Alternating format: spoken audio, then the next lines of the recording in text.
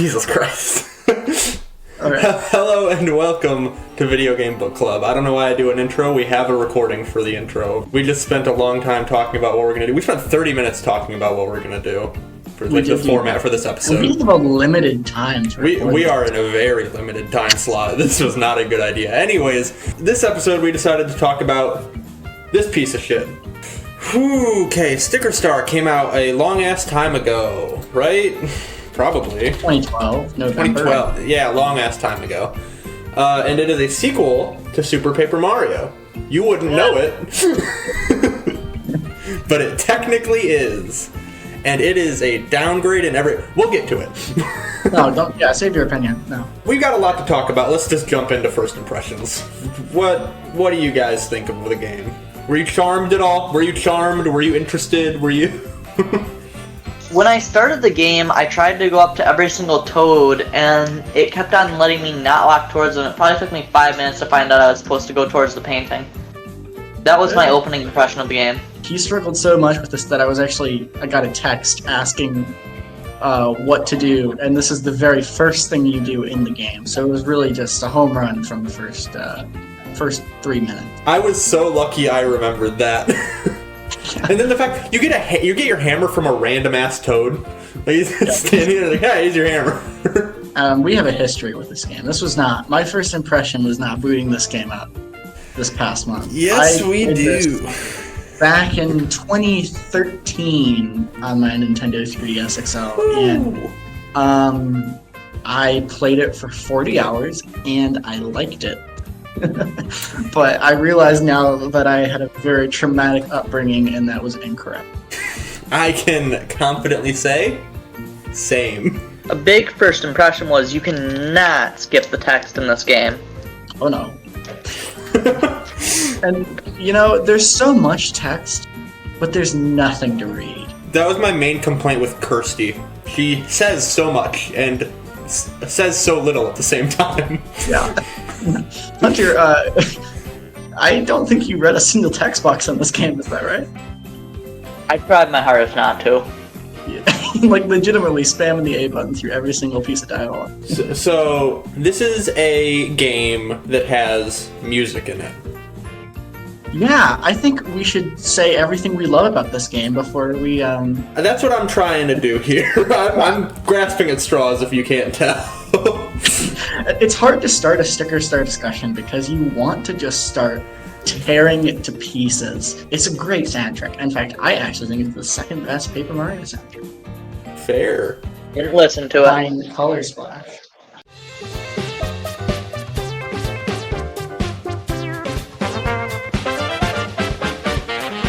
Thank you guys for watching. This is the end of this podcast. I think I've got a list of songs that I think are good. All of the Kamek themes, there's 2 of them, both really good.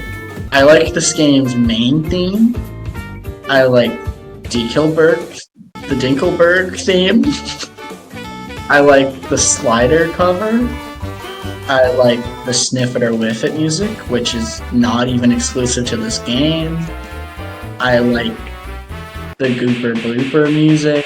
I mean, that's it. That's literally everything I'm good at to set up this game. It doesn't crash. That's it. I have one more positive I'd like to say. 8-direction hammer. Being able to swing your hammer in 8 directions. That's not in TTYD. It should be. I've got something to say. I learned that the 3DS is not 3D in the slightest. True. I could not judge the depth in that game. Did you not mess with the 3D slider at all? 3D slider doesn't make a difference for me. Just makes it blurrier. Same. Told you. Well, that wasn't a positive, but... I'm running out of time cards. We don't have any. I'm out of positives for this section. The graphics are pretty competent. But for a handheld Paper Mario game. The performance, good. I played it on an emulator. Performance was all over the place too, for me. And it crashed. Yeah, so now. Okay, moving on. I think it's time for the chronological order, and let's just let this thing just ruin itself. Okay. Oh god. So Bowser runs up on stage, right, and touches a big delicate object. You'd think he'd have something to say about that. I had tons of dialogue. Anything. Literally one word that's like, I'm gonna steal this star, or Gra. You know Bowser. You know him. Yeah, classic. Yeah. Probably with the most dialogue in the series. Mm-hmm. Yeah, you know, the comedic relief, he's gonna have a lot to say. Anyways, then he gets a funny crown on his head, which makes it so you can't jump on him, which completely fucks you over in the final battle. Anyways, and then he destroys everything. Somehow, it just all turns into a hurricane. I assume he teleports away. No. Or he walks or something. It's not, don't try to give it anything. I'm trying so hard. I'm really trying. I don't even, Kirsty's there afterwards. In the first battle, Kirsty says she's too delicate for battle, which made me want to strangle her. That was a cool line. I really like how Princess Peach also had 4 lines of dialogue there at the beginning. Pretty good. I really like Luigi in this game. Really huge contribution. Yes. He's in every world, right? He's in all of them? All over the There's game. 5 Luigis. There are. That's more than 4. Can we, you know what, can we drop the act of the, it's a good game, it fucking sucks. No, we're done. This game is abysmal. Okay, so the first thing you do in this game is you walk around and find toads, and it's immediately obvious this game has no personality. All of the toads say just random one-off dialogue. The only toad dialogue that I kind of appreciated is in the first area. Depending on what order you save the toads in, one will be upset that you saved him for last, or like happy you saved him first. That's it. Cool. Nice. Like 4 out of 10 on the personality scale, but that's more than the rest of the game. I couldn't tell you anything about my experience finding toads because it wasn't an experience. It went through me. I tried to cash in my toads to roll out the carpet, or the land, or whatever it's called, no less than 10 times. I had to go back so many times to find another toad, because it was never clear when it was the last one. You know what's funny? Child me did the exact same thing, and this was the first time in this game I had to look up a tutorial when I was younger. Paper Mario Sticker Star is at least 5 minutes into the game. My experience saving the toads, you know the one that's on like the roof and you have to jump into the roof below them? Yeah. It's so slow. It's so slow. Why like 20 times? You have to jump it. Yeah, I started seeing something and it was like, I thought it said something, but it was like so weird. It's like, is there something here or not? You'd think it would come down after I've already hit it literally 10 times. We found the toad. Give it to us. The guy, okay, you roll up the thing, or the toads do it, and the guy falls in the fountain. And you're expected to remember that in about an hour. But other than that, that's the opening, and it is immediately to a world map. Oh no! Whoa. There's a Okay. battle. There's a battle. This is the introduction of the battle mechanics right after the town. What? There is. So, right as you're leaving, 3 Goombas appear, and you gotta fight them. Oh no, it's like the opening of TTYD, but worse! So I guess it's time to address the combat in this game, or lack thereof. You have no choice in anything that you do. Everything is scripted, everything is a canon event. You have no control over your life in this game. The only options you have in Sticker Star are you can use one sticker to use it on the first enemy. Like only the first. Only the first. Yeah, you can't decide. You can use a spinner, and if you get good RNG or you just waste money, you can use 2 to 3 stickers, and those will use. And it's worth mentioning, your second sticker that you use will always attack the second enemy, and the third one will always attack the third. And again, you have no say in that. And Didn't there's even one. notice. And the reason Because I that you didn't didn't do the notice fights. is because the third option you have is a win button.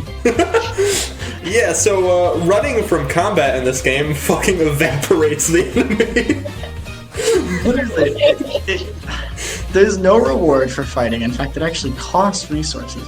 The only way to win a fight without using resources, to have a net gain, so to speak, is to not fight and to not engage with the combat or the central mechanic in the title of the game. I would argue, being devil's advocate here, if you get a perfect on a battle, you get way more coins than you would have to spend to get a perfect. However, why would that ever matter? You get so many coins in this game. And also, Adam, what's the purpose of coins? To fight. So... And you, never buy stickers because there's so many in the overworld. You always have more than you can hold. Always.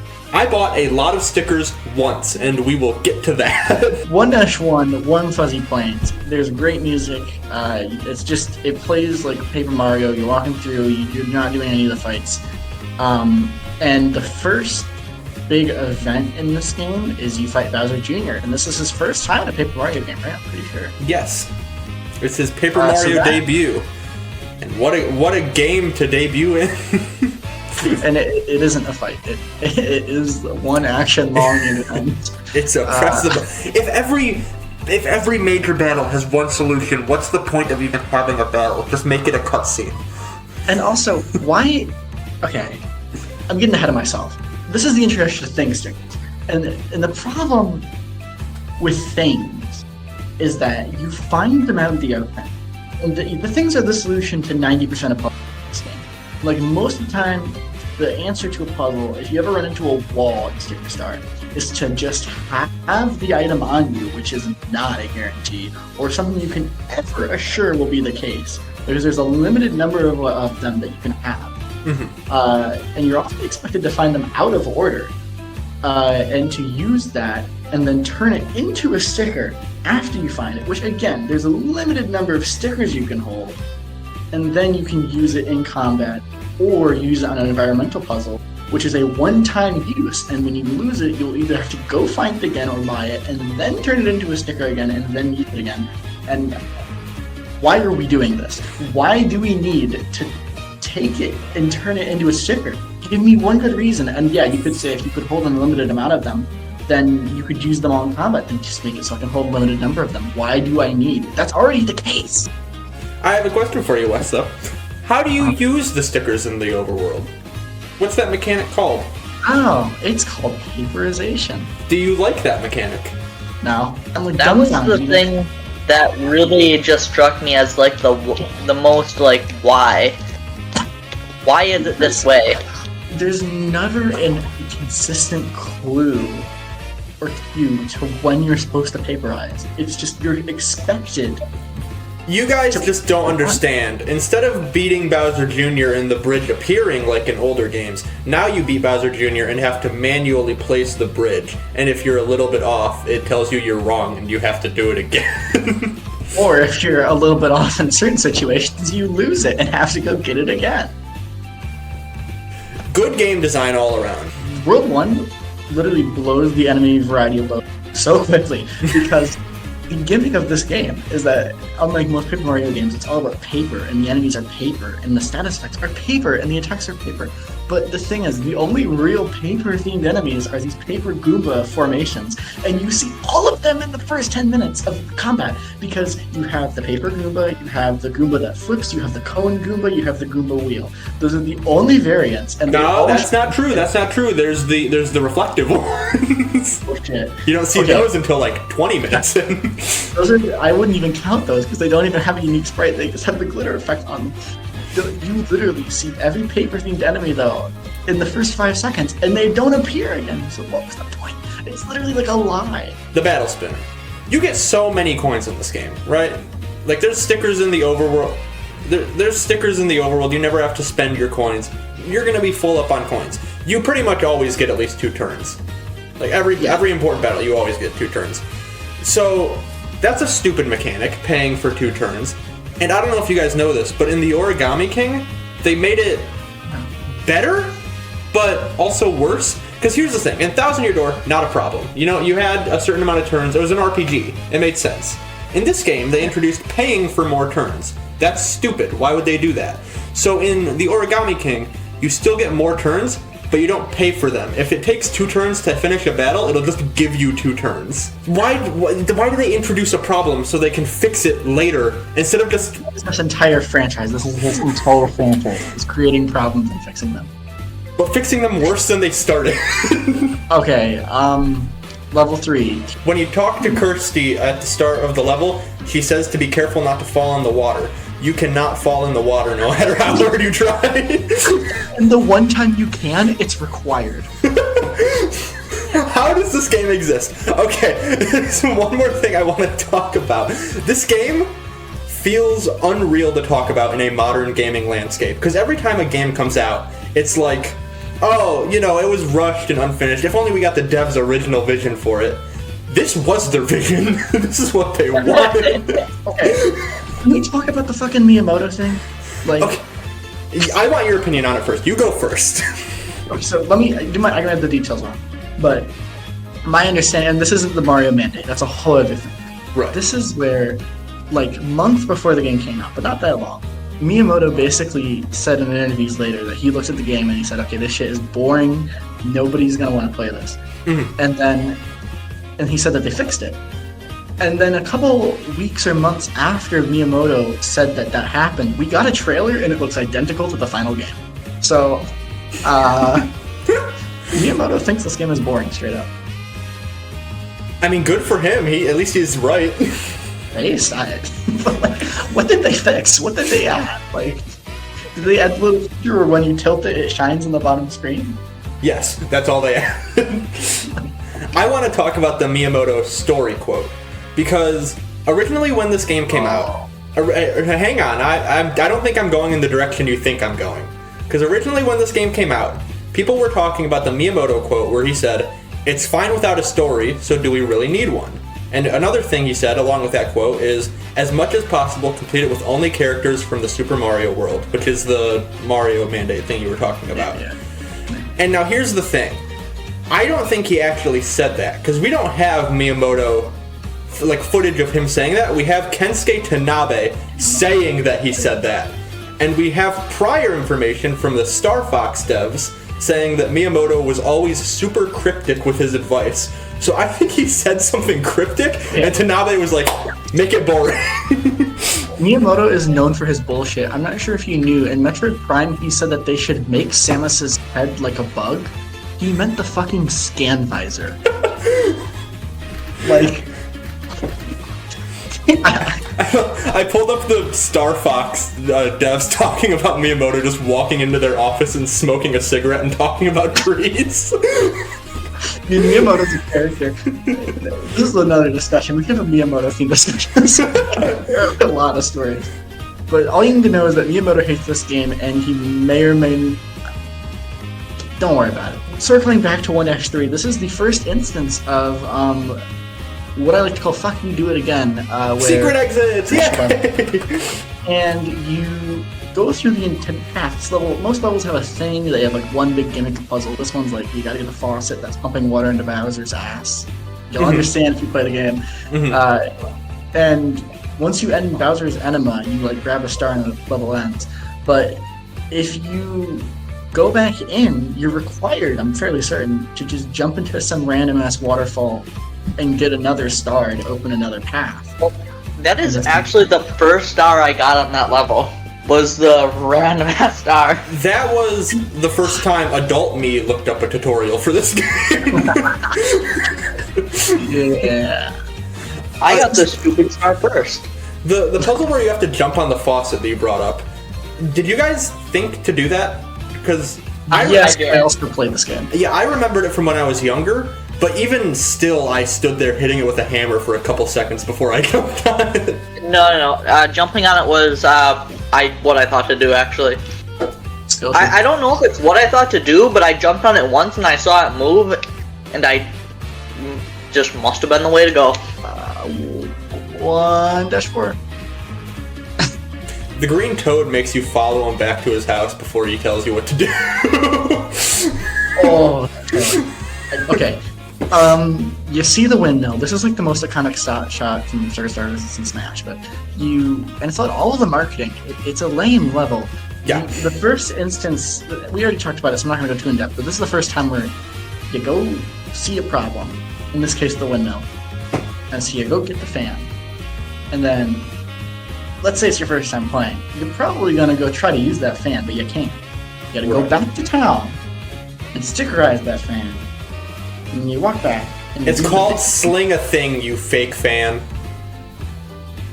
Whatever. Sling your thing. No, God, Jesus, family friendly. Well, yeah, moving on. I knew the solution was to use a fan immediately, and I had a fan, but I in fact could not use it for no reason. Just fantastic. Oh shit, I just had a brain blast. When you're getting the fan and you have to walk in front of it and turn it off, it can just shoot you to the other side of the ravine if you stand in front of it. It happened to me. This level, there's a windmill after you use the fan, so mind you have to solve a puzzle to even get in here, I think. And you walk in and your reward is 4 boxes with numbers that you literally can't solve. And so this is another beloved instance of Fuck You Do It Again, but much later, which is the advanced version of Fuck You Do It Again that is far, far worse. And also the more common variant.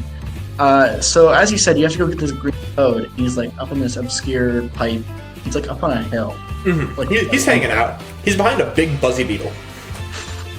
And it's like a side quest, but anyways. But it's mandatory.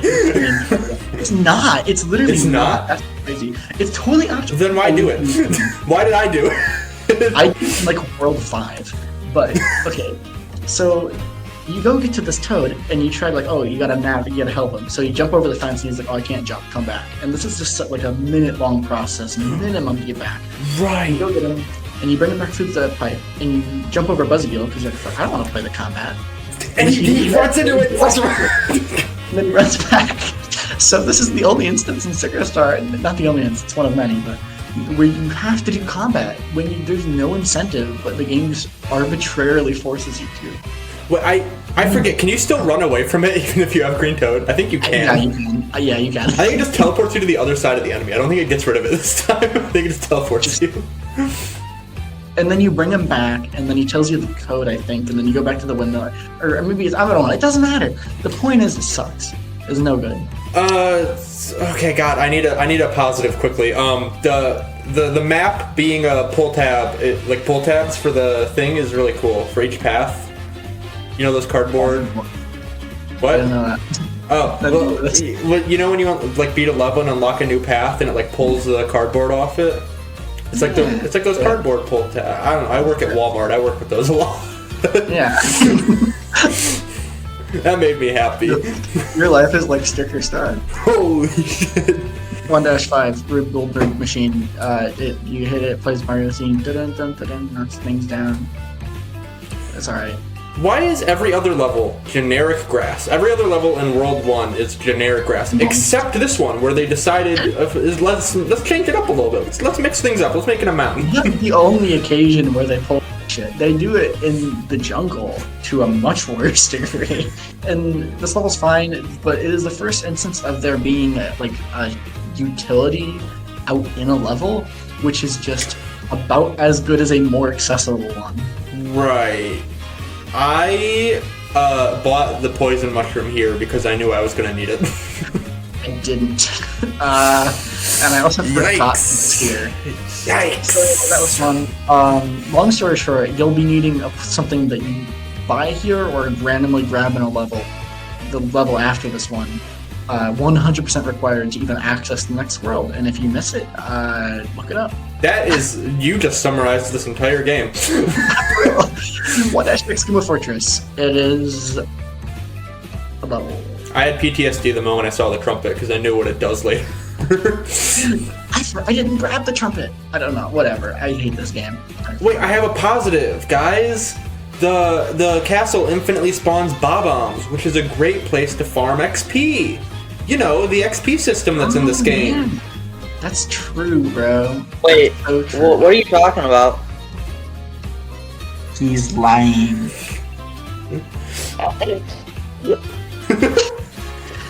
Okay. Well, this is the first boss fight, and every boss fight in Sticker Star is the same boss fight, except they get mostly progressively. So the only way to know that you would need scissors for this fight which, by the way, I'm pretty sure you would have used earlier, so you'd have to go back for them to even have them. So there's no way anybody has scissors naturally unless they've gone out of their way to stock up. You need scissors to win this fight, or you can brute force it, and it just is miserable combat for like 6 minutes. And the way the game indicates that you need scissors is in the boss fight. So the expectation must be, you get into this fight, you get multiple phases in, like you have to sit there for a minute to even see him flip around and reveal his weakness. And then you leave, which you're allowed to do, and then you come back, and then you use it. Now, I knew you needed scissors, and I was thinking, like, okay, I know these boss fights are terrible on a blind playthrough, but at least I know I'm prepared. I got into the fight, I used the scissors. You can't use them at the beginning. I lost them. I had to do it the boring way. Why? I knew the solution. I just want to send, it's funny you bring that up, because I just want to send my exact note to you guys in screenshot form. Okay. Let's see what you think. You also used it too early. Let's go. So Kirsty tells you to try a little harder next time after you beat the boss. The harder way. You know, by actually playing the game instead of just using the one button to win. You still do have to play a lot of fight, though. It just makes it significantly easier. But it's still, it's not like a one-hit win. I wish it was. But it's not. And then after this, they have the audacity to try to give us a cutscene. Okay, but the diorama art style is cute. I like it. It's cute, but what are we saying? At one time, a Goomba got powerful. Yes, that's exactly what there's. I don't know why you're so confused. So, after this, you go to World 2, and you immediately get hit by a door that requires 6 stickers, which you may or may not have. And if you don't have them, most of them can be bought. But if you didn't grab the poison mushroom, I hope you remember where it was. And why? There's no reason for this. Like, okay, yeah. They want to gate it behind finishing World 1 mostly. So they say, oh, the poison mushroom's only at the end of World 1. But, like, there's never a poison mushroom that's, like, that directly given to you. I don't know. Sorry, I hate this. I got the poison mushroom my first try. I know you did, but I tossed that shit because I don't want it. I also had all the stickers because I'm a good boy. The first level of World 2 starts all grassy and then transitions to desert. Again, one of the only times the game does that. I believe they do it a little bit at the beginning of World 3. They don't do it in World 4. They don't do it in World 5. That's the only 2 times they do it. They just gave up. It's like Sonic Mania with the transitions. They half-assed it. Any Sonic Mania slander I can fit in here. I actually love that game. This level has quicksand. Mm-hmm. That's important for a puzzle later. You better remember that. What happens when you stay in this quicksand too long? You die, I think. You go to the title screen. I kind of like bullshit like that. I mean, admittedly, it's a baller move, but I feel like the first 3 Paper Mario games all have stuff like that, where it's like they tell you to do a certain thing, and if you don't, it just fucking kills you. I mean, the thing is, you can go AFK in combat, and this can still happen to you. Well, speaking of getting close to dying in combat, let's say somehow you have a pretty close battle, and you get out to the overworld, and you're like, man, I'm going to be going into another battle soon. I want to heal. Yeah. Well, you can't use healing items in the overworld, so good luck. You even use them outside of battle in levels. I mean, like, the fact that when you finish a level and you don't heal, you have to go into a level with a healing block, use it, and then leave. Why? Why? And of course they had to put the healing block at the far back right corner of Decalburg. I know. It's like deliberate. It's like literally, this game is passive aggressive, genuinely. And like not all games have a health block, by the way. There are straight up levels without a health block. Okay. Oh my god. Okay, this is not the first instance of one, but I think it's the first one I got. 5 HP hearts. They don't just give you max HP, they literally just increase your attack power. Like... I forgot about that. It's a thing! Oh, like, I didn't get a whole lot of those. I think there's like a shit ton of them, but...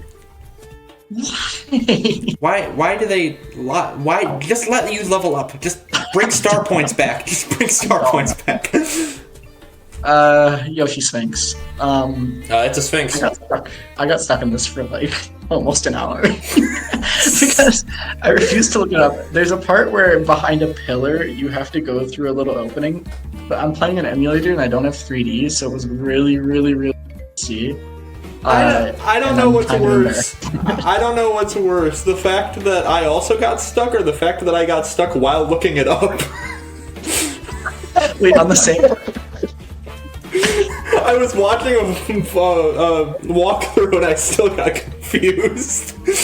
Like, this game is for kids. This has happened like 3 times. This has happened to all of us so far in our playthroughs.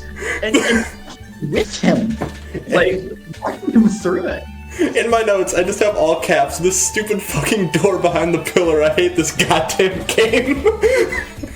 Dude, I felt so stupid doing this. I literally pulled this game up on an emulator in my lecture and continued to do it in lecture. And by the time class ended, I hadn't figured it out.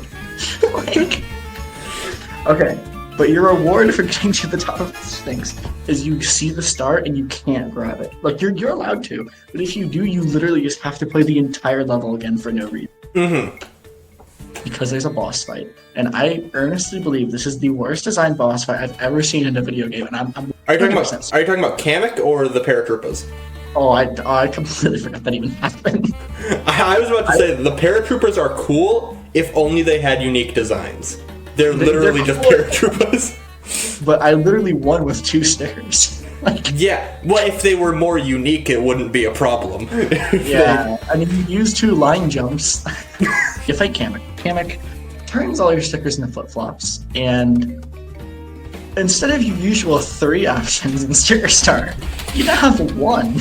I'm really passionate specifically about this Kamek fight, because it's just the moment where I didn't remember how bad it was until I was playing it for the second time, and I really realized this isn't just like the bad Nintendo game. This is a bad game. Mm-hmm. Like, your only choice. I don't even. Is the battle spinner allowed? I think it doesn't matter. You literally just changes nothing. And all of your stickers look like flip-flops. You can easily waste them.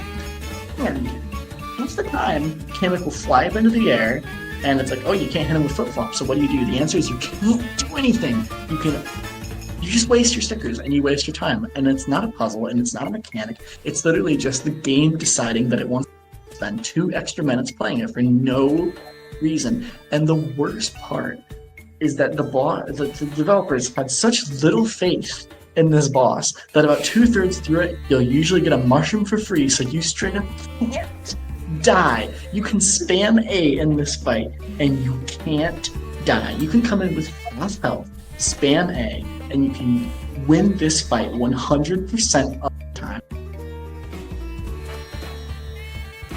And it's missable. And it's required. And it's in the game twice. And the second time, it's when you have substantially more important and harder to get stickers. I mean, baffling. Just baffling. I don't know. Moving on. At some point, they just decided how bad can it possibly be. I can see, like, I think the main issue with this game is it's just fundamentally flawed. Because I can see some of the design choices being interesting if the basis was better. Like, oh, you can only use one style of attack, but it's, like, really hard to do. They didn't do that. They just made it one style of attack and spam A. Moving on, I can't talk about it anymore because it's going to give me an aneurysm. 2-3 Sand Shifter Ruins. We went from one of the worst levels in the game to the second worst level in the game. I would say it's worse than the Sphinx. I spent so much longer here. I Before we missed say the bat. anything- I missed the bat the first time. It's so missable too. And it's okay. Hold on. I'm gonna send you something in Discord real quick. Okay. You need to listen to something. In this level, there are Discord pings in the background. Hear me out. Hear me out. This has a 32-second timestamp, You can put this in the video. It's very subtle. Listen to the very background of the audio track.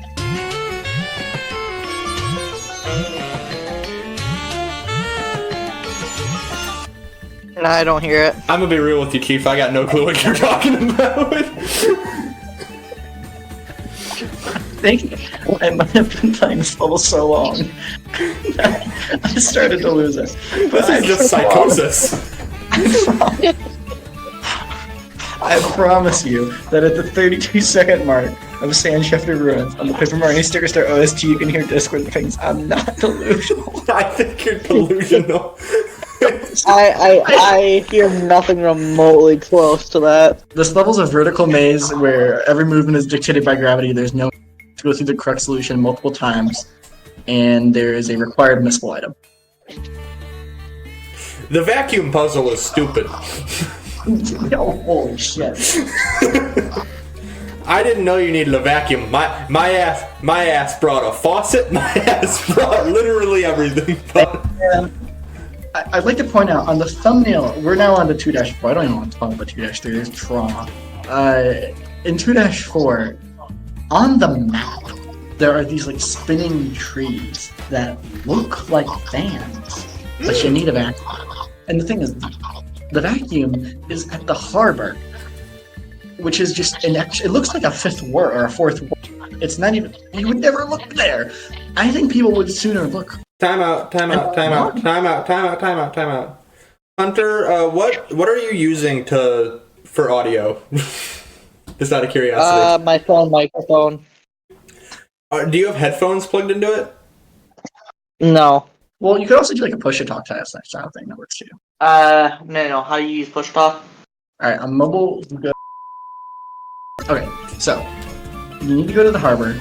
You need to go in a room. You need to get the vacuum, which it's not even the first room. It's like, why would you go there? If you go to the harbor any earlier, you'll basically say like, oh, you can't do anything here yet. Come back later. I hate this puzzle even more now, because when I was playing this part, I was also watching Season 2, Episode 5 of Invincible, the very end of it. And that's a good episode. That's a good ending, too. But the issue is it was a little traumatizing, so now I associate that with this game. You just got double trauma. Oh, and a fun little detail about this level, Adam, is that if you to try to solve the puzzle, guess what you need as soon as you... Oh, and you have to grab a star and then come back as usual. But as soon as you grab that star, you need the faucet. Mm-hmm. I know. I used it. I had to go back. Fun stuff. Yep. I was mentally prepared to go back, though, because I vaguely remembered it not being the solution. Here we have a magical instance. Perhaps one of the funniest instances of fuck you, do it again, but later, in the entire game. Did you get the chests? But it's extra funny because you're expected to get pieces of a tablet and it, which you probably got, but maybe you didn't. And then the other one's from using the faucet, which yeah, you probably got that one. Mm-hmm. And then the third one is in the first or second level. I think the first. It's the first one. It's the first one. Between fall into the quicksand, which usually sends you title screen, mind you, between two striped cacti, which are way off and random on the corner of the level, and then it just like that's it.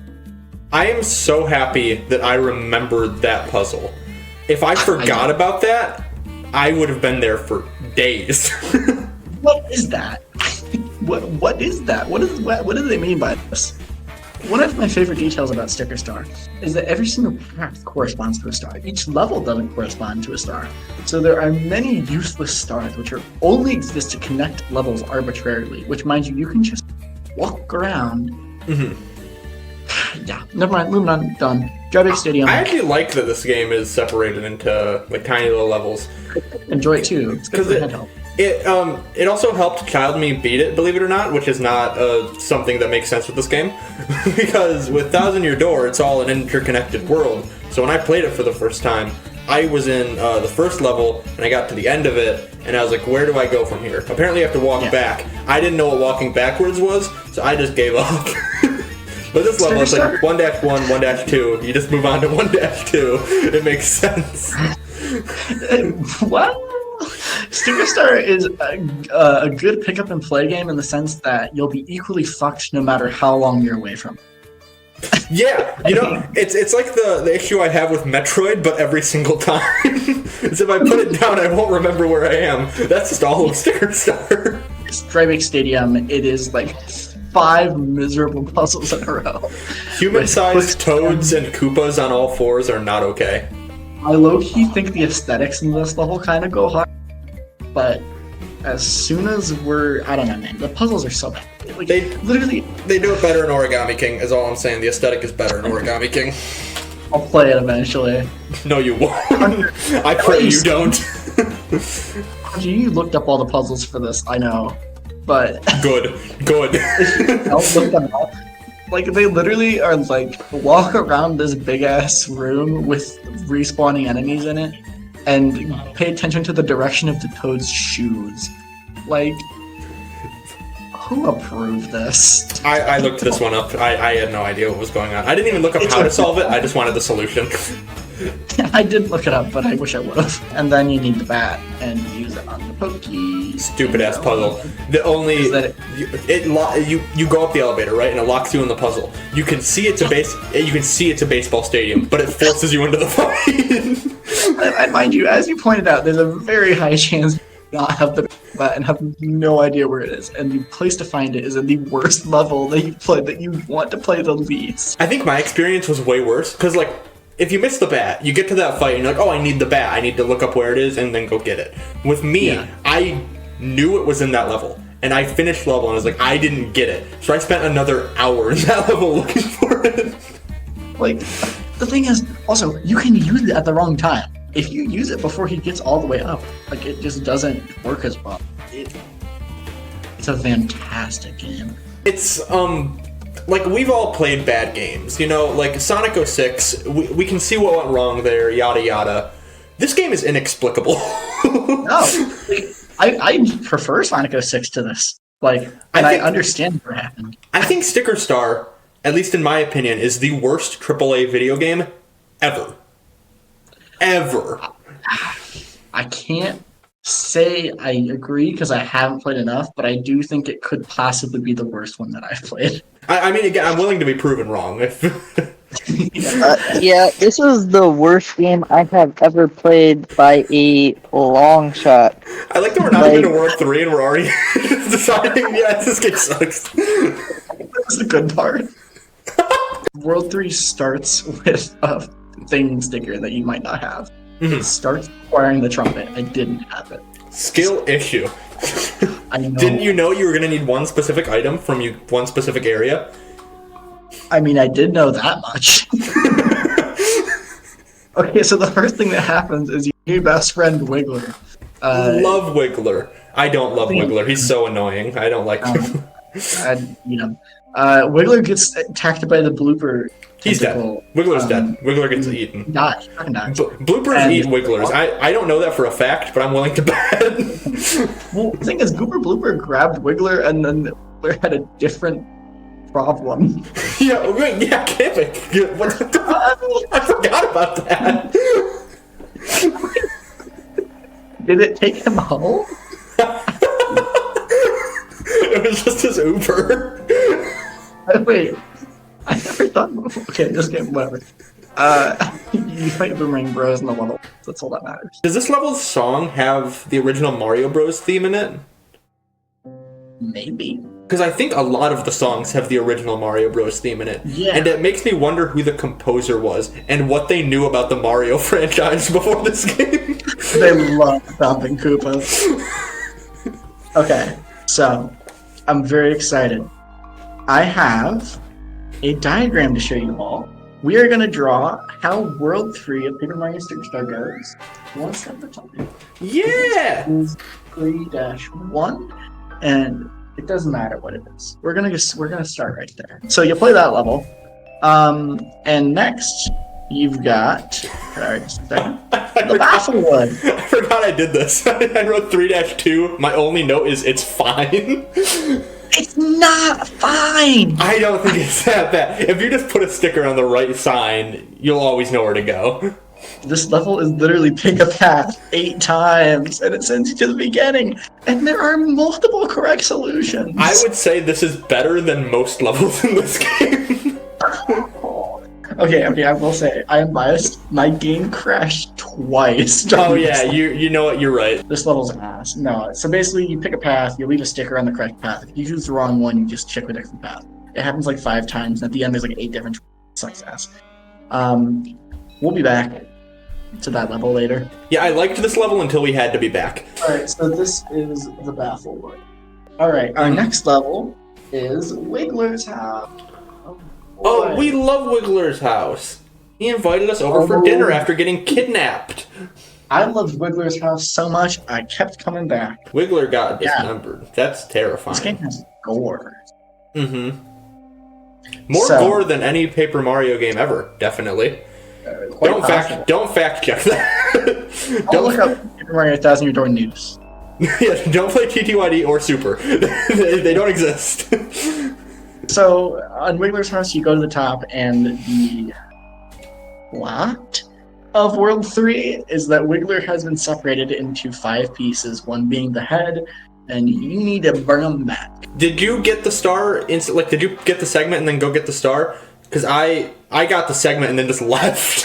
I don't even... There's a lot. Next is, let me consult my map. Oh, this is this one. Strike Lane, which I think is like one of the least memorable levels in this game. And you can't do anything here but get a Wiggler segment and grab a star, and there's nothing notable, am I right? Or did I miss it? Yep, okay. I realize now I've mirrored this, so I guess we're gonna have to... 3-5 is... You get to do a circle. You get to do a circle on a leaf. This is a candidate for, I think, bottom 3 level in the game. I got so mad I inserted a JPEG into my Google Doc. The first visit is admittedly not the worst visit. You have to walk, hit a leaf, and ride it in a poison circle, and you have to jump off at a very specific point, and then you fight the Wiggler, and it ends. But the thing is, that point you have to jump off at is like literally the most obscure spot they could have chosen. I didn't struggle with it that much, I'll be honest. Okay, admittedly I didn't this time. But I remember when I was a kid, it took me like an hour, so... I think same, honestly, but I don't know for sure. The real zinger with this one happens later, so don't you worry. So, thankfully, we've gotten the Wiggler segment. We did have to fight it, which took 5 seconds. But thankfully, we've gotten it, and it ran away. No, it didn't, actually. We just brought it back to Wiggler's house. And so we went from here to Wiggler's house. Mm-hmm. All right. And we drop it off, and we can't get a star. Unless you happen to grab the scrap, which I think most people didn't, myself included. Did you grab the scrap? I didn't make a note about it, so I'll assume no, and then I got so fed up with it I went back anyway. So, I just want to give you all PTSD quickly. Just so you guys know, this is the JPEG I inserted into my Google Doc. I think you will instantly know what I was upset about. I was going to get there. Can we come back to that? Yeah, we'll get back to it. Okay. Our next step is, let me look up where it is, 3-6, which is... Woo! The only Toad that sells secret doors, because he's an asshole. Ouch, look. And so we went from here to there, and you buy a secret door, and you go in it, and you get a fish hook, and this is the only time that is required in the entire game, and it is 100% mandatory. How about we use logical game design, right? So you go to the Toad, right? He's like stuck in some ink, maybe, right? And you gotta fight some gooper bloopers and help him get out, and then he's like, man, thanks for the help. I'm gonna open up a shop in Decalburg where you can buy secret doors. Oh, what an idea! That would be like half decent game design. I bet some good game designers would think of that. What if we didn't do secret doors at all? What if we didn't have a potentially mandatory or extremely useful item hidden in every single level in the game that is usually required on a second visit for the first half. I didn't think of that. I didn't even think of that. In fact, I didn't think of that so hard. At the top of my notes, I made a list of every single level with the secret door entrance in it, with what is in each of the ones that I did. Just in case I needed a thing sticker again. Just in case. This game changes people. If I got to a point where I just so happened to need a thumbtack, I knew it was in 1-1. If I got to a point where I just so happened to need matches, it's in 1-4. I want to kill myself. Okay, so I forgot the spread and loop river thing. So I like this, and this is where your trauma comes in. Secretblock.jpg. There's a impossible jump that is visibly now possible, mind you, to get to the scrap and therefore the star. And the only way you can get past that jump is to hit hidden block. Literal Kaizo level design. Is this the first instance of hidden blocks being mandatory for completion of a game? Ever. It's disgusting. It's disgusting. And you can finish this level without doing it, so you wouldn't even know. Whatever. It sucks. I hate it. Moving on. We now have to actually use that scrap, so we'll be returning to Wiggler's house. Do that, which takes a while. And yeah, walk all the way back up to the top of his treehouse, and then place the thing using paperization. Start keeping count of how many times. I'm going to add a little green star next to each level we visit a second time. So I can go in there, and the Wiggler currently has 2 stars. Alright. I know this is very technical. Bear with me. Okay, our next stop is Russellboro. I have some things I want to say about this level. Oh, really? I don't think it's going to be the things you're expecting. The gimmick of losing all of your items, including your companion, is really bad in this specific instance. Because you have an album full of stickers that you have to go around and pick up one by one. But it could be good. In fact, in Mario and Luigi Paper Jam, they do this exact same gimmick, but better because you literally just have to get your jump and your hammer, and that's it. Your bros attack, your run option. And Eventide Island? Exactly. This is a good gimmick. It's just, it would be good in a better game. Which Sticker Star is not. I'm also realizing Wiggler House, it doesn't matter. First mention of the map, the 3- or the 3 World 3 map in my notes, by the way, is this level, and it's a big red. I color coded all of my notes, positive and negative. Big red. It says this world map has way too much shit going on. Yeah, don't say. We'll get there. 3-7, I hate this. This is one of my favorite levels. You lose all your stickers. You have to go grab them all again. And Hunter is your push stock on. I don't think so. Yeah. I was about to ask. Oh. When is your favorite when is the latest instance that you have green in your notes? The latest instance, this level, because I was talking about how I like the gimmick, but it would be better in a good game. When was the last time that green appears? I'm curious. Before now?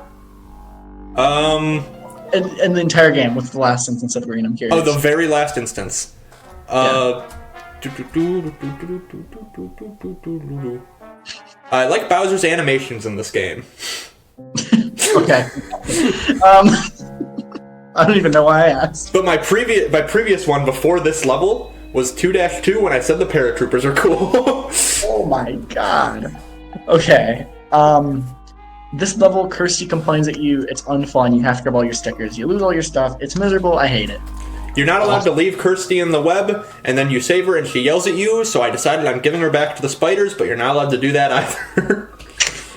If I gave my feelings about Kirsty, I feel like I'd be labeled as like some Gamergate shit. You know what I'm saying? This area is where I made the note of what I said, where Kirsty, I don't hate her as much as other characters, or as much as other people hate her, right? And I think there are even worse characters in this game. However, he says so much. He just talks so much with nothing important to say. I don't think he has a single line of dialogue that means anything. Oh, wait, hang on a minute. You're missing something. One of the things in 3-7 is another vacuum. There is another vacuum. There's 2 vacuums in this game. And you'll never need it. And you'll never need it. You'll never need There it. are also sponges. There are like 4 scissors. Yeah. So Gauntlet Pond. This level is just a poison swamp, Elden Ring style, but if Elden Ring was platforming with really bad depth perception. Hunter, I remember specifically, you didn't enjoy this one. This is the swinging poison log level. Oh, I have absolutely no depth perception in this game. Like, I remember specifically in Sniff It and Whiff It as well, I could never hit them because I was always hitting like a block behind them. Yep. It was painful to watch. In the whack-a-mole section. Hey, fun fact. So I found the exit, and I didn't find the way I tried to do. And that's why I'm adding a little green star. But it also means that I brought the Wiggler back, and then I came back. And which means we can also add a little green star here. My only note for this level is I have nothing to say about this level. I think I'm dying. So take that how you will. Sniff it or whiff it? No, 3-9. Sorry, are we skipping 3-9? Where are we? 3-9, Sniff it or whiff it, Stump Blade. Stumpblade? Oh, okay. Yeah, 3-10, I love Sniff It or Whiff It. I love Sniff It or Whiff It. Bro, hated Sniff it or whiff it. How could you? I love... These minigames only get better.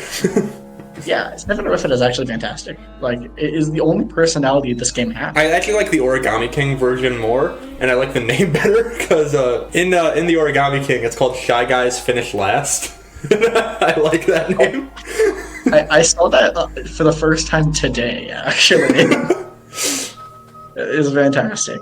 It's a fun level. It has good references. Like, I know there's like a Sunshine reference with one of these questions about Peach being Bowser Jr.'s mom. Smart history music. The host specifying that the Sniffits getting bonked are unpaid interns is really funny. And like the jokes about like legally binding. Like the writing is funny. It's got good music. It's good atmosphere. It's got good gameplay. Sniff it or whiff it. You get smiley face, and you get a Wiggler segment. And because you get a Wiggler segment, you go back to Wiggler's house, and we had another start Wiggler. Okay. Also, I know you already brought this up, but the bonus challenge in Sniff It or Whiff It, you know, a bonus is an optional, right? It's not. Mm-hmm. It's not. Well, you'd think it would be. You know, it's a bonus. For like another 5 hours of gameplay. Oh yeah, I guess it is optional for 5 hours. I know. It's everything I hate about RPGs.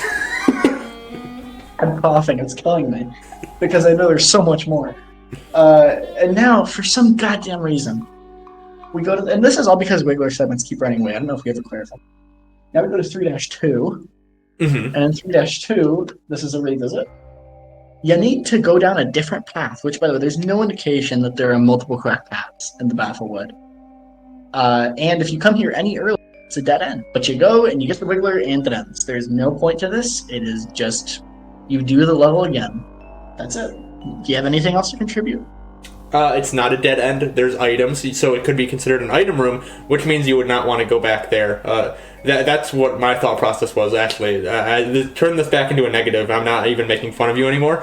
I found it. I thought it was an item room, and I was like, oh, well, there's nothing else there, and then didn't go back for the Wiggler segment. We're on our 6th visit to Wiggler. Don't worry, there'll be more. All right. Oh, did I skip 3-10 in my notes? I think you're right. Yeah, I'm pretty sure 3-10 is Sniff It or Whiff It, isn't it? I don't care. This is all you need to know.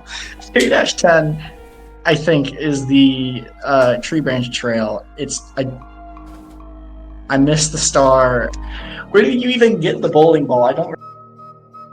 Is it... Oh, I think it's in the I don't back remember either. I think it's at the end of the Bafflewood. It doesn't matter. You go back to Strike Lane, you use the bowling ball. It's kind of funny. It's not that funny. It's just not. Move on. Next. Please. I'm in pain. This looks like a map of the universe. Or where? 11. I don't think any other world comes close to double digits. This is the Holy Thicket, which I don't even remember. Oh, this is the one where you have to grab Bowser tape as an item, which is a whole endeavor. When there is Bowser tape all over the level. So, give or take 6 or 7 visits to Wiggler's house. Wiggler is reunited with the rest of the pieces, and it's still not over because there's another level. You know how there's some worlds in Super Mario Bros. Wonder, how there just isn't boss fights there? Yep. This world really could have benefited from that. You know, just cut the whole Wiggler, or cut the whole blooper plotline. We don't need it.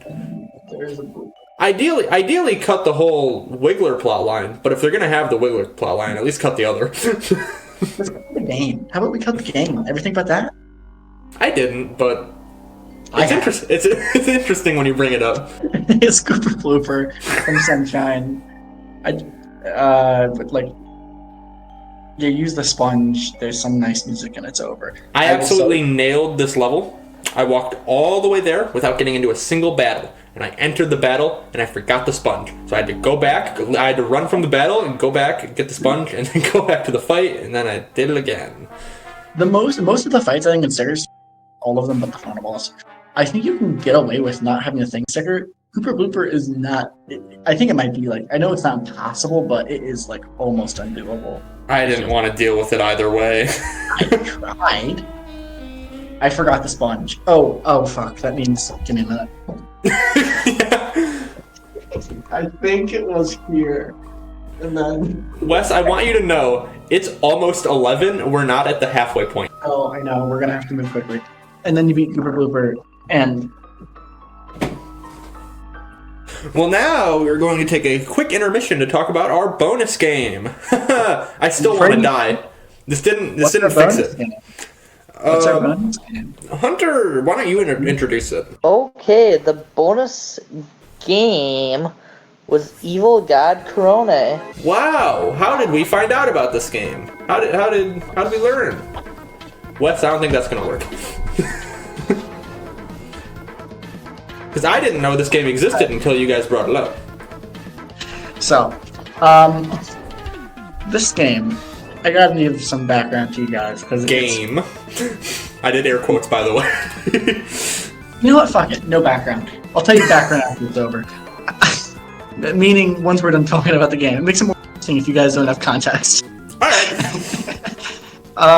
So, when you boot up this game for the first time, it's 4x3 and there's no settings and it won't full screen. I'm happy you brought it up so I didn't have to. So that's kind of cool. You get a list of... I know, the people watching this for Stickers are going to be confused.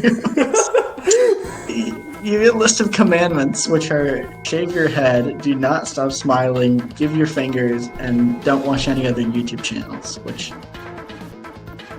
just really explains itself. Oh, and just quickly, I recorded me playing this entire game, and it will be intermittently spliced into here. So it's not going to be just us sitting here talking about this fucking piece of shit joke of a visual novel. I don't even know what it would be. What's the gameplay? Anyone want to tell me the gameplay? Gameplay? Hold left, hold right. It took me 10 minutes to figure out pressing space actually skipped the messages. Oh, I thought you had to click, and it also took me about a minute. I'm happy we all had different gameplay, because I clicked for half of it, and then the other half I pressed left arrow, but only ever left arrow. If I had to walk right, it's always just left arrow. Why do I have to press something to walk? Can't you just do it for me at that point? Is it just gonna be 30 minutes of this? See, that's the great thing about Evil God Corona is that you really play it your way. There's a lot of player freedom. Mm-hmm. So, all you do is you play as a guy and you walk down the street and it's like a town in Japan and you start noticing, you don't notice things, there's just always creepy shit happening. Dude is the least observant guy on the planet. Doesn't notice a damn thing. 3 days in a row, and then is surprised the second time he sees it and comments on it the first time. This is the least observant man on the planet. Big news day. Oh, but don't forget, in between every day, it brings up Google Docs creepy font of the next day. The next day. Ooh. Creepy growing text in Google document creepy text font. No shot.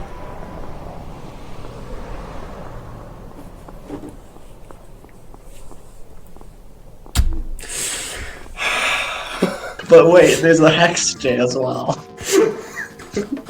So you start noticing you're being stalked by this weird dog person. And there's these people walking by, and they're like, Korosa. And you're welcome. At the end of this happening 3 times, he gets stopped by the like creepy looking dudes, right? Mm-hmm. Any thoughts on this? I'm carrying. No. My only I thought. don't know. He had an interesting comment on lobotomy. It's like, yeah, that's a brain surgery. Who needs those? I mean, I'd be down for a lobotomy. I'm down for anything at least once. Yeah, who needs a lobotomy when you can just go home and watch streamers? And you know, It's effectively the same thing, yeah.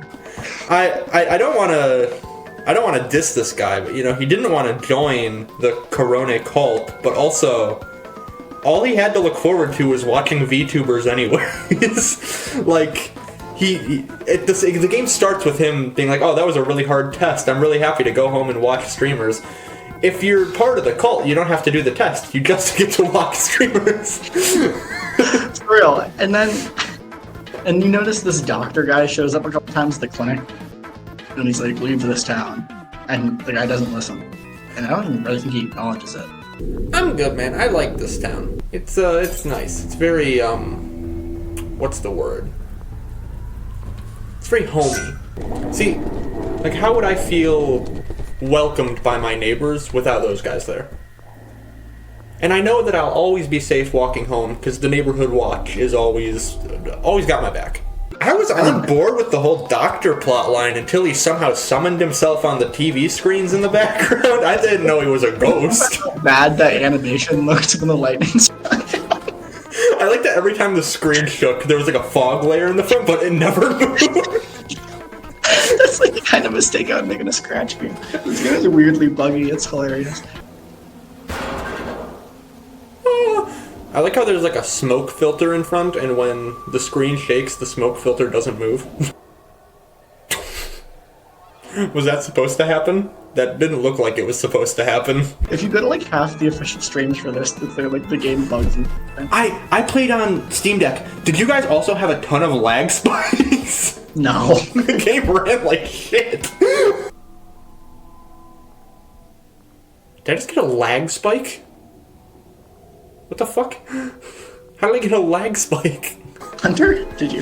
No, I had no performance issues. The game was just like the dude walked so slow. I was like looking for a run key. You think there's a run key? Come on. Okay. So the guy pops out. There's wearing these creepy braces, and they're being turned into these fellows right here. And there's a button that says I like Corona to agree with them. They drag you in. Did you guys press that button? Of course I did. There was no other option. Dude literally said. They made it look like that'd be the only option in the game. Okay. And there was no. I figured there would be another option, but why would I press another option? He literally likes Corona. Why wouldn't we click the option? It's the truth. He's a self-admitted VTuber addict. Why would we not press that? Also, how is there a different time for completionist, main plus extra? I'll tell you. That's a secret. I'm telling you at the end. Okay. So Do you hold left more? Legitimately, yes. I see. We all had our different play styles. If you hold left click and left arrow, you moved twice as fast. can literally move left when the button prompt shows up and there's a different ending, but I'll get there. So he goes in. I honestly think that the visuals for the stretched faces is like actually really cool looking and creepy. I don't know. I thought it was neat. Okay. I have some fun trivia about me in this game. I was like reading dialogue as I was recording it. Every time the string of words "cute girl" was said, I physically cringed and could not bring myself to read the dialogue. Oh, this guy's a fake fan. This guy is also a fucking weirdo. What, you didn't want to say Corona, lady, or whatever? Bro, I swear to God, this game's translation is all. So it's revealed the doctor is the one brainwashing because she's got like a gun to his head basically, and he's like, I'm gonna get you, and you try to crawl away, and you hold right. I held right. You probably don't have to. And then you get to the end, and she drags you back in. I want to reiterate, literally, why run? This is exactly what he wanted. For real, he just like me. And then take place. The credits take place. I don't mean anything. The credits take place with the protagonist walking, and he's got the headgear now. And when he gets to the end, a normal person walks by him, and his headgear falls off, and he. How many times am I doing this? He looks like this, but like fleshy. And that's the end. God, that was the spookiest horror game I've ever played. Who is going to get anything out of this? Who is going to get anything? I'll tell you. Horror fans get nothing out of it. Visual novel fans get nothing out of this. The only people this is for is like a single dude. As me. Listen, so there is a second ending. Mm-hmm. If you keep walking, you don't join the cult, and the cops just straight up show up and arrest her. And that's how it ends. Wait, how the hell do you keep walking? They literally stopped me. If you just hold left instead of clicking on the screen, I assume, right? Yeah, you repress. You repress left, yeah. Yeah. What the hell? Well, now I have to replay it. I know, bro. Real quick, Corona context. Corona's a VTuber, part of Harlem, don't worry. The phrase "Yubi Yubi" is her catchphrase. It means "give me your fingers." That's what's up with that. And the cutting fingers thing specifically is like, does anyone know what Heavy Rain is? No? Okay, got it. Yes, I do. It's a mediocre ass game. You have to cut a finger off. Okay. Here's what is up with this game, because I know it's insane. So this is by I'm Cyan, and he's super popular indie horror. He's got this huge series called Suhu no Hi, which you're not gonna believe this. It's called The Hex Day. It all comes full circle. I know. When I read that online, I was like, so like the corniest part of the game was like, he's the Hideo Kojima of game development. I mean, Kojima seems less interested in games every low-key. Corona played the game on stream before it came out, but I don't really think she like helped him with it. All right, back to Sticker Star. Wait, hang on. What's our final review of the game out of 10? Final review. Out of 10. I'm gonna give it about a 10, I think. Hunter? You'd give it a 10 out of 10? Yeah. 5 out of 10. It was short, but it wasn't good. I feel like that's generous. My review was that it's moderately inoffensive, so I'm going to give it a 3, but only because I played it through your library, so I didn't have to pay for it. If I paid $6 for this, 0, and I want a refund. Oh, but the thing is, you could, because it is so damn short. You could get all of the content and still get a refund. I will say, this game is not meant to be very... It is a shitpost. I should make that clear. Or, sorry, it's not meant to be scary. It's meant to be fun. It is a shit. I don't even know if it's a very good shitpost. If you are, like, a hardcore Corona fan, and you know all the bits, I think it's a good shitpost. But if you don't know, I'm sorry. I read the reviews on Steam for this, and there were so many people in the comments, like, apologizing for not understanding what they played. This also was not my pick, I should clarify, which I think is really funny. Snow Rise 4-1. Yeah, we're gonna have to speedrun the rest of this, y'all. 11:30 is my hard due date, so let's go. Okay, let's talk about the pier quickly. Yeah. So, at the pier, you have to unhook the boat from the thing. Now, in any other Paper Mario game, just hit it with a hammer. That always works. For this, you have to have the scissors.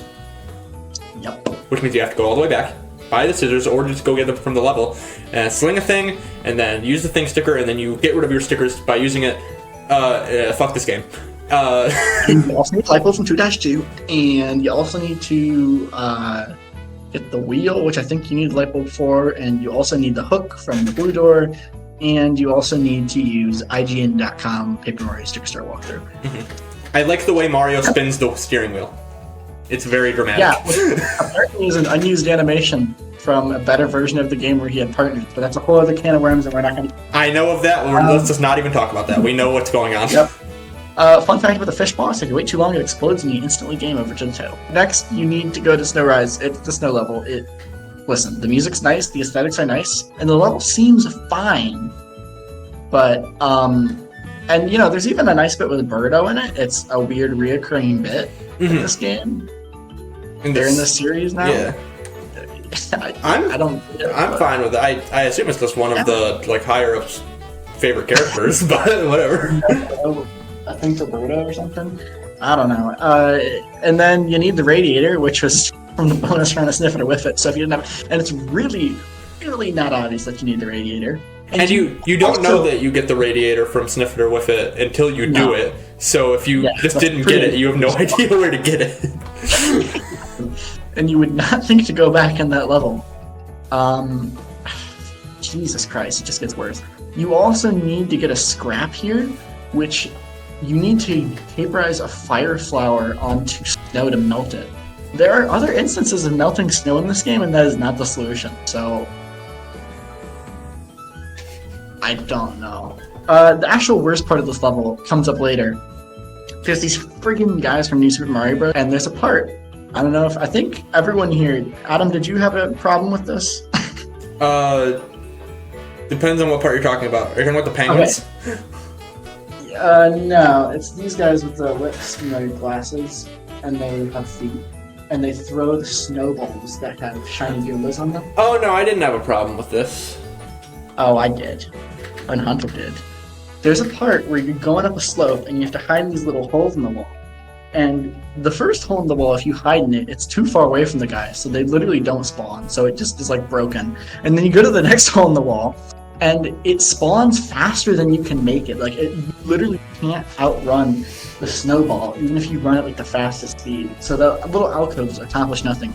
The actual solution is to hit the snowball with your hammer and then fight and then kill it. I probably fought like 20 of these shiny Goombas because I kept trying to sneak past, and it looks like it's barely possible, but it just straight up isn't. I mean, I struggled with the timing a little bit, but I tried to hit the snowball from inside one of the alcoves, so I figured that out pretty quickly. I didn't. I'm realizing now. And that's one thing I realized with this game. A lot of the puzzles I just like that I kind of struggled with, I didn't write down because I realized halfway through that we're all gonna struggle with different stuff. Like, there's so much bullshit in this game. It's just gonna be all over. We're basically gonna skip 4-2. It's with penguins. I did in my notes. I literally just wrote many ice levels later. There's penguins. That's it. Okay, next is the Attic Mansion. I have no negatives. I have no negatives for this level. It's not perfect, but it's probably the best level in the game, right? I have all positive and like 2 mediocre things. This is a level where you're in a mansion, Luigi's Mansion, all these boos escape, it plays Mario Galaxy music, and it's cool. And then you have to go catch him, and then you fight a boss. And there's a character in this level. More than every other level. And there's the half character. There's required battles in this level, so you have to engage with the systems in the game. And some of these battles have unique mechanics, questionably, that like aren't really like mandatory. I don't know. What I like about this level is that it uses the paperization feature to make actual kind of interesting puzzles with like shuffling on bookcases. It's where you got to grab the entire wall. it's kind of interesting, right? What I like about this level is, besides Sniff It or Whiff It, I would say this is one of the funniest levels in the game. I think there's a lot of good comedy moments told through gameplay and not dialogue. Yeah. Like when the crumpled up Boo pops out of the cabinet, it's just got 1 HP. I like that. I really enjoy how each fight in this level, for the most part, a couple exceptions, feels like it's like got something special about it. Like you've got the golden Boo, you've got the crumpled up Boo, you've got the 99 Boos, which are a little questionable, but I mean, you can just infinite jump with a leaf and you instantly get like 30 for free without pressing any buttons. Yeah, that's true. I mean, I don't know. The Simple Boost is great, honestly. It's not fun, in my opinion, honestly, but, like, it didn't offend me. And there's a shortcut back to Decalberg, which is just weird and unnecessary, but I guess it's kind of helpful. I was so happy to be doing this other than any other level. Exactly. It's not a fun level, it's just a break. The painting turning into a Boo behind you, like, right as you're about to leave, is very Super Mario 64-esque. And I appreciated that. I thought it was fun because I was like the ideal test for that joke because I stood in the room for a second and was like, well, now what do I do? And then went to leave and the puzzle's solved. A couple of the puzzles are maybe a little bullshit. Like the clock is a little questionable, honestly, but I mean, I knew where it was. I didn't know how to get into the room with the mouse. I think it's a good level, except for the boss. I think the boss is abysmal. Kamek shows up, and whenever Kamek shows up, the game gets comically bad. So this boss is shit because you need to fight Big Boo, and Big Boo turns invisible, and when Big Boo is invincible, and the only way to make Boo visible again is to use a water or wind elemental item, like a thing, and just. We haven't seen one of those in like 1,000 years of gameplay. Like the last ice item is the shaved ice in like 2-3 or whatever, and then the fan is like, what are we doing? What are we doing? I actually didn't know that. I think I one-shot. Bro, well, I noticed. I guess if you have like infinite jump or stickers, but if you don't, I assumed that was mandatory and I hated it. Hunter, do you have any thoughts on the Boo level? Yeah, I wasn't in the mood to play a level that was competent. I wasn't in the mood to play more of the game by that point. Yeah, that's fair. Speaking of the game getting comically bad whenever Kamek's on screen, I would even argue that it loops back around to being more enjoyable when Kamek's on screen, because it goes from being like the worst thing ever to being the worst thing ever, but kind of ridiculous. I think we're gonna have a lot of notes for this next level. Shaved Ice Cave. All right, 4-5, Whiteout Valley. No, Shaved Ice Cave you missed one, sir. You missed one. It's literally just a store. It doesn't even sell most of the things you would go to a store for. Like, I don't know. It has decent but not amazing stickers. Just go to Decalberg. Whiteout Valley, this is where you use the old-timey painting guy. Don't worry about it, we skipped it. And then you listen to Mario 3, and it is deceptively, it seems like it will be fun, and then you realize just fight a shit ton of fuzzies. Yeah, it wasn't very fun. The game decides to be a little funny here. I'm not sure exactly what happened, but at some point when you go like a seat after this, Bowser Jr. will attack you. And, right. It's just a standard boss. Like, you just jump on him. I ran from him. You can do that? Yeah, you can just leave. Oh my god, that's incredible. This game is so much better than I even realized. 4-6. It's a boss level with the minecart. There's a line, you can skip with the door. It's stupid. I waited in line. And I bought the door. I use the door. I've already went through the line wait experience in my old playthrough, and I know what a waste of time it is. It's kind of like one of those so fuck it's funny things in Sticker Star, but there are too many of those as those. That's the game. The minecart, it's fine. The music's nice, but it's very frustrating when you fall and it takes like a minute to restart. Yeah, I felt nothing about the minecart. Yeah, okay. Hunter, I know you raged on the minecart pretty hard. Yeah, I didn't like that you couldn't jump basically at the end. You had to jump like oddly early. And yeah, I did not have a good time all in all. I think you're just speaking to your larger... Your input on every aspect of Sticker Star is that you didn't like it. I mean, fair. You're right. I'm a god gamer, so I did the entire minecart section first try. So I have nothing to say about it. If you do it first try, it just makes you have no personality. At least if you struggle, you have something to say about it.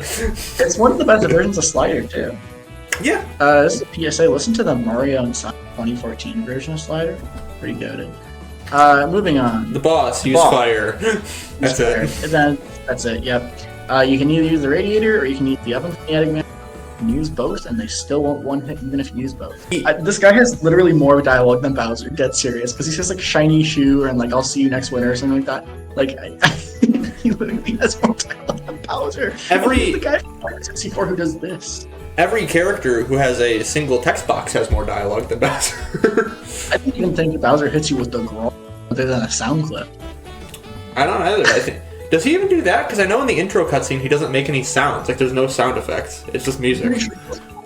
Like he uses like 3D land sound bites. Moving on. We gotta speed up World 5. Shy Guy John. Oh, sorry, I fucking hate this level so much. Also, I feel like this level might be like insensitive. Moving on. I don't know. There's something about it. Whoa, hold on. It's not like they're appropriating a culture, it's their culture. I don't know, man. I mean, whatever. It doesn't. All I'm saying is I don't think Spear Guys have ever appeared outside of Paper Mario modern games. I don't think so either. For a reason. But it's their culture. They are the Shy Guys from the jungle. Okay. I'm not saying it's only mildly insensitive, not all the way. I'm just saying, 2011, it was okay back then, you guys. Shigeru Miyamoto didn't know any better. Jungle Rapids. Boring. Move on. I literally agree. Yeah.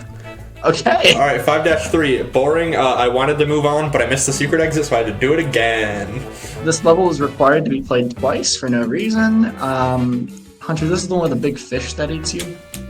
Which will, by the way, sneak to the title screen because it's really It was just like Evil God Corona, hold left to win. Mm-hmm. It's true, if you hold left, you just don't die. Which just, like, surely they would have removed that if they knew. Well, they would have never found out. They would not get to that step. And then, Chomp Ruins. So, the only thing notable about Chomp Ruins is that there's a part at the very end of this level with the Chain Chomp who's sleeping. And this is a hint. Because you go into the fight, you hit his post while you sleep to like free him, and then you go into a fight, and then he goes crazy, and then level ends. And it's teaching you that when Chain Chomps are sleeping, you can hit their post. Yeah, I didn't learn that, but anyways, we'll move on. No, nobody learns that. It's some bullshit. One more notable thing with this level. I'm pretty sure it's the same thing. The wall guys from Mario 64. Oh yeah, they're back. And Super Mario Galaxy 2. But they were only in Galaxy 2 as a reference to 64. That doesn't count. Actually. Okay, 5-5 fridge. Go get a fridge because you sure don't have one on you. Yeah, so fun fact, I actually skipped to World 5 before doing World 4 because I knew I would like World 4 more than World 5, so I wanted to do it first, and then I found out I needed a fridge, so then I did World 4. Yeah, I mean, this level is just a bunch of paperization and nothing else. The only note I have for this level is fridge installed. Like, do you think they're gonna do something with like you freeze over the very start of the level and then it's back to being lava for the rest of like the 4/5 that remain? Like, what was that? Why did we even bother with that? And then 5-6 Rumble Volcano, which very original. Copyrighted. Cursey Gets Eaten, which is awesome, by P. Piranha, who is inexplicably in this game. But who I think should be in more games.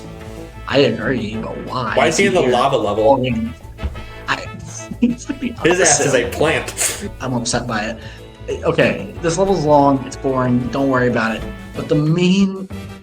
I mean, first of all, there's a shop, and there's not a shop at the beginning of this level, or at the end, it's in the middle. Mm-hmm. And there's not an accessible shortcut to it. One of my favorite details, actually, in this entire level, is that there's a pipe that you can enter to get closer to the shop in the level.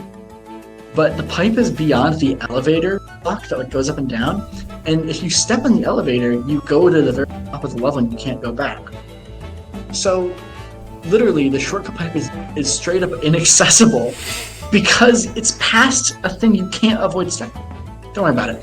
That's pretty The funny. shaman's level, it is really funny, but like, how the hell did this happen? Another mechanic that would be better in a game that was better. Enemies healing when they're asleep. That could be cool if only it mattered. It heals 1 HP. Status effects are in this game, but they're like not.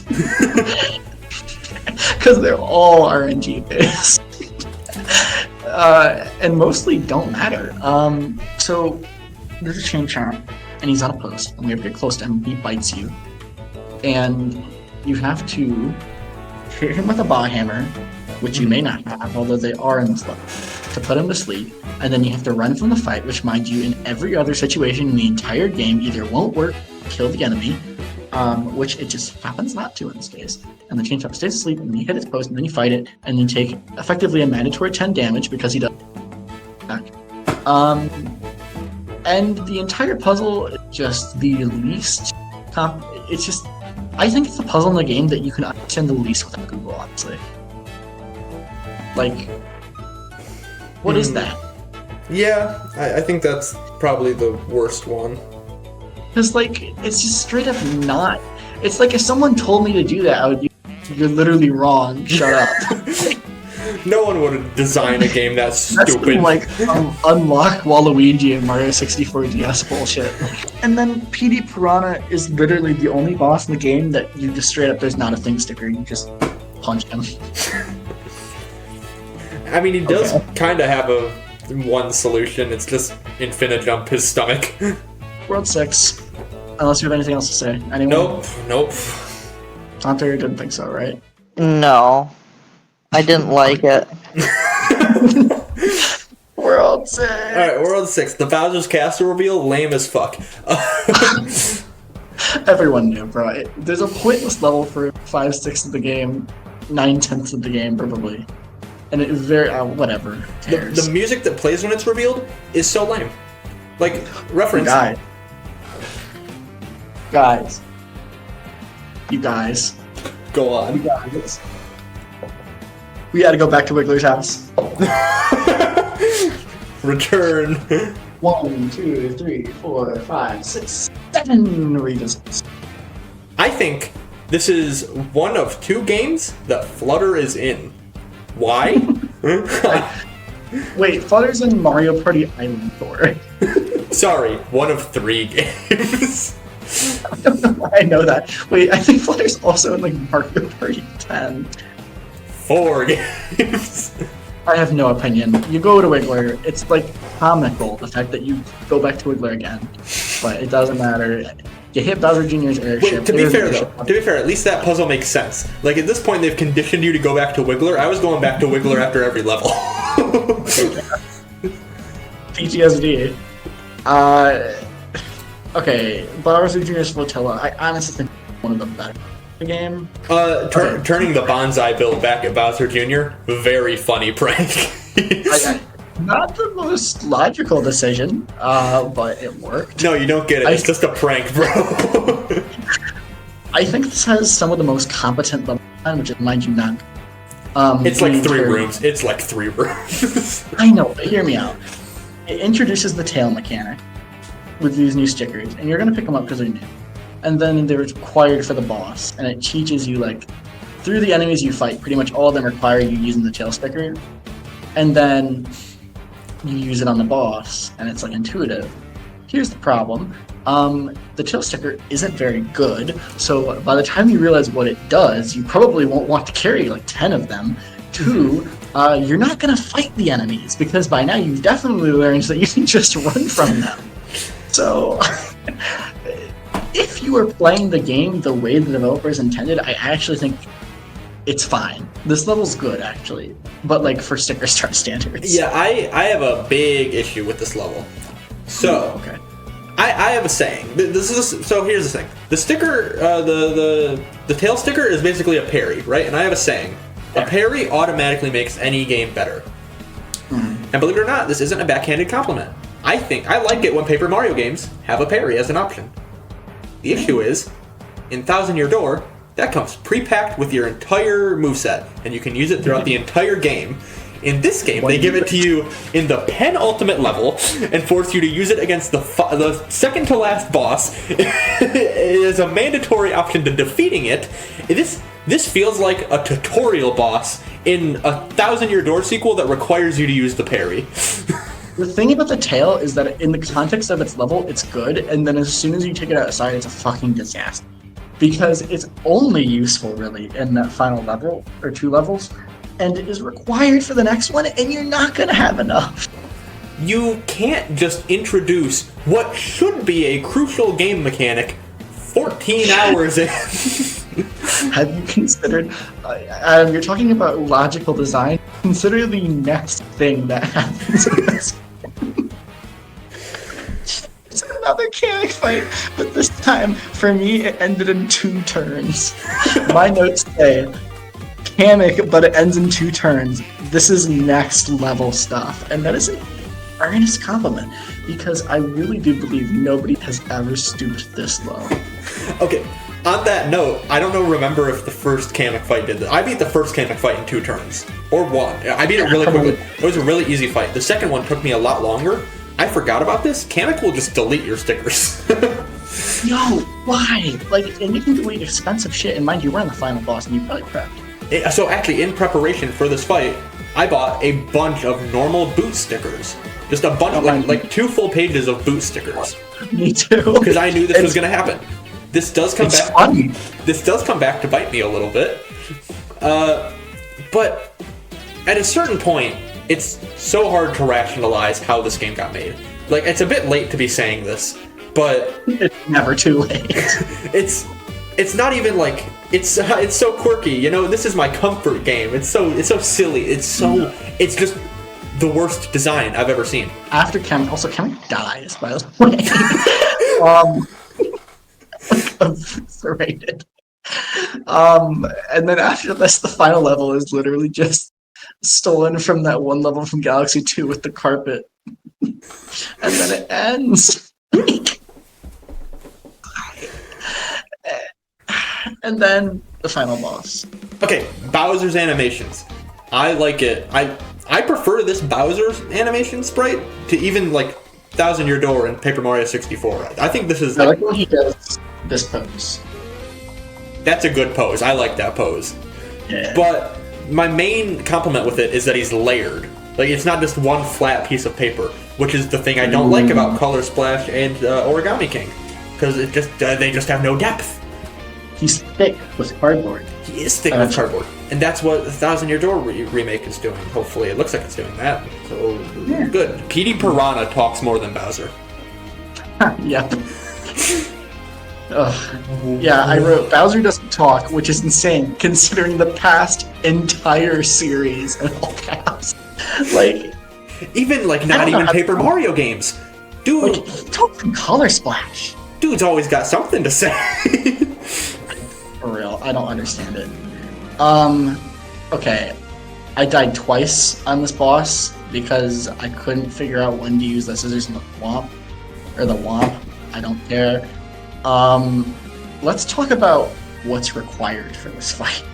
Okay. Required. First phase, there are 6 phases. 11:30. I know. I'm gonna have to. You need tape or staples to shut vents, which is shit. They're turning off the lights. Yeah, talking on Sticker Star on a street bench. All right, you might notice. You might notice the formatting is messed up. That's because Wes got kicked out of where it was recording from. I went overtime by 30 minutes and they shut down the building. Well, it's just me now. If it wasn't the last recording, there's a very real risk of me getting banned. it. Honestly. All right, well let's wrap this up. Okay, yeah, where were we? What's required for the Bowser fight? Tell me that first. Oh, I don't remember. I didn't write it down. I looked up a tutorial. Okay. I wasn't gonna do it multiple times. Are you kidding me? But I will So- know. Oh, you can go. You can go if you want. Oh yeah, I was just gonna say, seeing as I am now homeless, I don't have any easy way to look at my notes. But from what I remember, phase 1, you need tape or stapler, neither of which are You mandatory remembered items. all So your figures that you set up, right? yeah, I did. Thank you for being concerned about my lobotomy. So you need tape or stapler for the first phase. Next phase, I think it's the Womp. You need scissors and a bot hammer. Mhm. Next phase is the lava bubbles. You need, or you don't need it, but you basically need either an fridge. ice and or a fan. Oh right.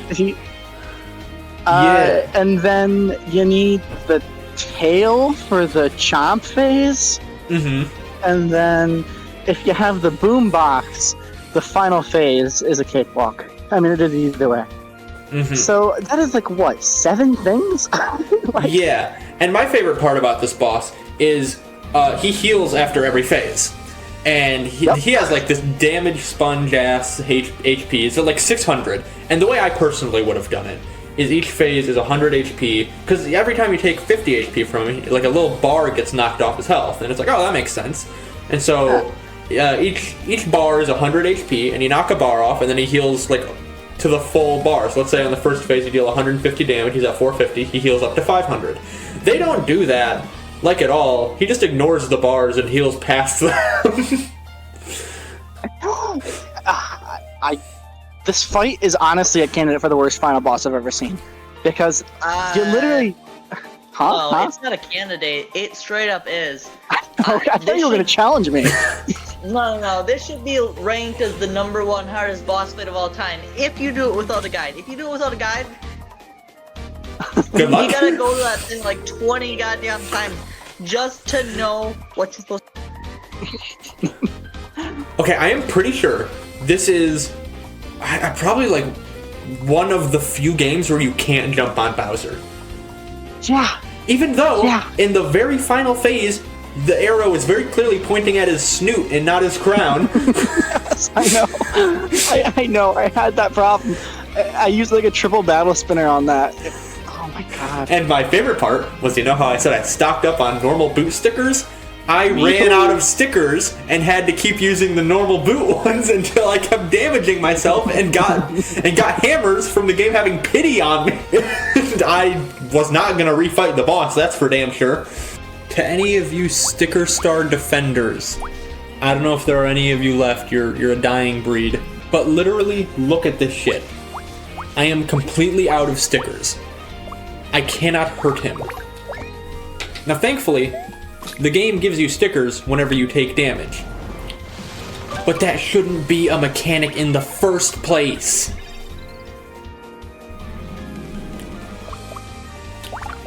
Why do I have to wait for the game to give me handouts in order to hit him? I should just have a default attack or something. God, it's so stupid. I hate this fucking game. So, as one last just absolute atrocity, the game tries to make you feel bad for Kirsty, which is like genuinely the funniest joke in the entire game. Like, genuine laugh out loud hilarious. I want a Sticker Star remake. but not I just- 1-to-1. Take it and like make it good. That's called Color Splash. Like that, and even that, You it's need not to good. replay Color Splash. It's not terrible. It's like acceptable. It's enjoyable, but it is still like such a far level below what a video game should be. It shouldn't cost money. Yeah, I don't know, man. The fact that this game tries to have a weight at the end is offensive. What you're saying? This game made me feel more emotions than any game I've ever played before. I'll say that. True. The real villain is Shigeru Miyamoto. Actually, Miyamoto was on our side. The villain was whoever the fuck is responsible for this. I'm blaming Tanabe. He can't interpret Miyamoto very well. He didn't know what he meant. Miyamoto started talking about some trees and shit. He was like, I know what to do. Mario is tried to be a sticker. Like, what the fuck is this game? The fact that Sticker Star, you know, if nothing else, the note that it ends on is so appropriate. It ends with 7 required impossible to know things and a shitty fake story moment, followed by no Bowser dialogue. Another thing I kind of want to talk about is it deeply upsets me that Paper Mario has lost the plot on what the art style is meant to represent. Because everything revolves around paper now, and I get that's kind of a stupid complaint, but in my mind, the first couple Paper Mario games were just a completely normal Mario story told through like a diorama art style. Wait. Adam, did you just say Mario story? Did you just say Mario story? Mario doesn't need a story. The name of the game in Japan, which didn't have paper in the name of the game? What? Yep. That's ridiculous. I could have swore everything revolved around paper and it was all, haha, you can paint paper, and did you know stickers exist and origami? Please. I just want to know, I'm standing next to a parking garage shouting about Paper Mario. The way the Paper Mario development process should go is they come up with a concept for the game without even bringing up paper, and then just make the paper the art style. It's that simple. That's kind of like the 1,000 Year Door remake. I mean, do that. Yeah. And you know what? I don't know, man. You know what? Let Bowser touch the sticker comment again at the very end. Let him do it. Maybe if he'll wish to talk, maybe that's what he'll wish for. He'll wish to have dialogue again. He got it eventually, but he was never to where he was.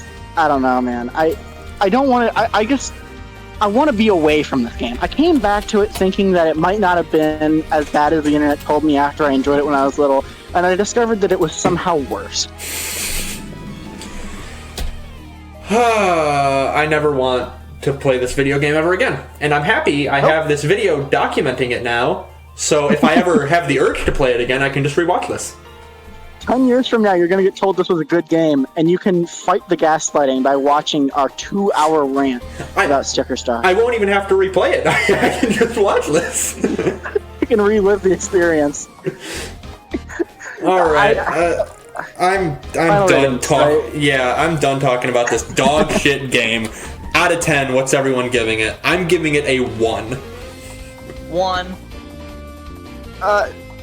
4. Wrong. Your ass is generous. Listen. If you're a kid and you have an appreciation for big band jazz music and paper aesthetics, and the Nintendo 3DS's 3D functionality, and you really like flip-flops, this shit is passable. Like, it's playable. You can finish it. If you're a kid, you can probably... If you only just like Nintendo Mario games, you could probably enjoy this. Well, I'm sure that one person really likes this game, but I'm not that one person. Listen, Adam, me and you both enjoyed it when we were little. I did enjoy it. That's because I didn't know what the fuck a video game was. Okay, I will be honest. This is the worst experience I've ever had playing a video game. So it is probably a 1 out of 10. But still. Wait, no, I did play Desert Bus, but that's a 0 out of 10. To be fair, we made our own fun out of Desert Bus. I don't think we could make fun out of Sticker Star. No. Can we spin the wheel? I want to move on. All right, welcome to Spin the Wheel. I'm going for Duke Nukem Forever because I haven't played that yet. That's not a reason to play Duke Nukem Forever. That's always a good reason to play Duke Nukem Forever. I don't think I spelled Nukem right, but whatever. I can't read it. I saw a video of Moist Critical playing it, and it seemed pretty fun. Might as well give it a go. You can pick up poopy in this game. Spoiler alert, we'll get there. Hunter, what's your pick? I'm going with Fez. Fez? What is that? I have never heard of that game. It's a game made by someone who's absolutely insufferable. His name is Phil Fish. My pick is Super Hot, Mind Control Delete. We have picked these 3 most different games ever created. Yeah, we talked about that one. I've been wanting to play that for a while. I got that on the Quest 2. Or I got the first one on the Quest 2. Yeah. And, VR. Yeah. It's time to spin the... Wait, are we doing a weekly game? I forgot. Yeah, I forgot. Hold on. It was, Hang on, let me check the doc. Let me check the It was document. Sonic Dash Adventure. Or no, it was Sonic Colors with the Right, it was Colors DS. It was Colors DS. So in the middle of next month's episode, which will be uploaded on January, February, March, April, May 1st. Boom. In the middle of the May 1st episode, we'll talk about Sonic Colors DS, and then we're gonna be playing this game that's about to pop up right now. It's Fez. Hunter, you got your one. For the first time, Hunter got his game. 5. Better than Duke Nukem Forever. Yeah. I'm looking forward to playing a game that doesn't suck ass for 20 hours. Anything's an upgrade from Sticker Star.